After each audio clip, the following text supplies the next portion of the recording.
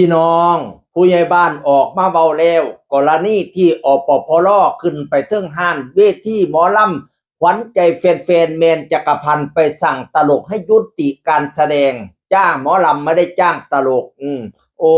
ยจนเป็นกระแสวิพากษ์วิจารณ์ทั้งโซเชียลพี่น้องว่าพ่อใหญ่อันนี้เป็นยังจังทำตัวแบบนี้ขันเจ้าบ่เอาเจ้าคือบ่ไปบอกเขาหลังห้านออกมาประจานเขาหน้าห้านจังสิบ่ย่านเขาอยากอายตีบ่ให้ไว้เกียรติไว้ศักดิ์ศรีเขาแน่จักหน่อยคือหักข้อค้นใส่หน้านกกดคักแท้ต่อหน้าประชาชนพลเมืองนั่งเบิ่งหมอลำกันแต่โคเป็นเมินอยู่น่ะบ่ย่านเขาอยากอายตีพอเขาเอ้ยเจ้าเป็นจังเฮ็ดจังซี่หลายคนก็วิพากษ์วิจารณ์พี่น้องเอ้ย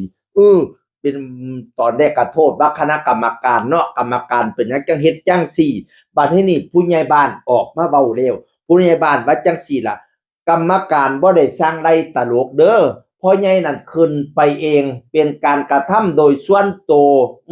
ลูกเขาเจ้าบอกว่าเราเมาพร้อมมีอาการมึนเมาพร้อมบ่แม่นคำสั่งของกรรมการทุกคนใด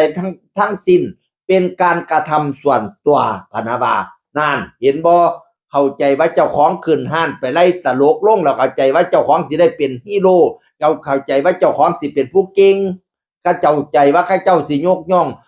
ย่อสรรเสริญที่บัดนี้เนี่ย ที่ไหนได้ข้าเจ้าปล่อยร้อยแพร่ไม่ได้เกี่ยวกับคณะกรรมการเป็นการแสดงเป็นการกระทำของเจ้าเพียงคนเดียวนั่นถือร้อยแพร่ปั่นพ้นศักดิ์ซองแสงบ่ร้อยแพร่ปั่นเท่ากำกาดำบ่บัดนี้เนี่ยจะมาแสดงกำดากเฮ็ดอีหยังล่ะคิดคักๆยำแรกๆคิดแน่ว่าเขาสิอายเขาสิรู้สึกจังไดเจ้าไปเว้าจังซั่นไปกระทำจังซั่นอีพ่อข่อยเอ่ยโอ้ยเนาะมีลูกให้บอกหลานเด้ออย่าสวยจังสี่ขายหน้าขายตา แม่นจักรพันธ์ก็ออกมาไล่สดชี้แจงว่าการแสดงหมอลำมันก็มีสคริปต์อยู่แล้วมีเต้นโซ่มีตลกมีลำเลียงต่อก่อนมีอะไรสลับซับเปลี่ยนกันโดยเฉพาะช่วงที่ตลกเล่นน่ะเป็นเวลา20ถึง30นาทีเฮ็ดให้บุคลากรด้านอื่นเขาต้องไปมีเวลาไปเตรียมตัว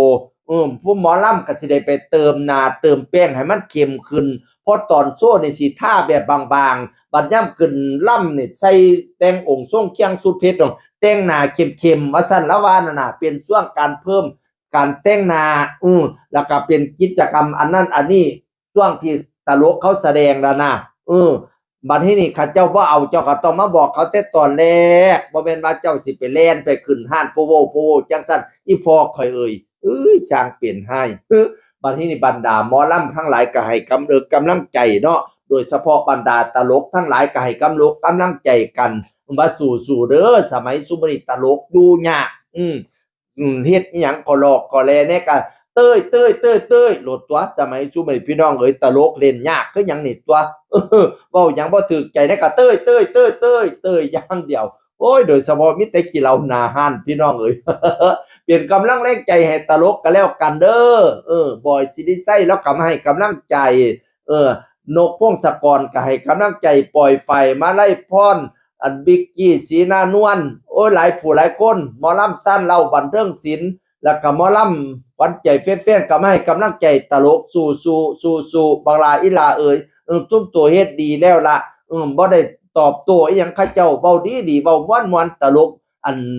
ขวัญใจแฟนๆก็ได้เสียงอื่นคนเก่ามาเว้าสู่ฟังสวัสดีครับ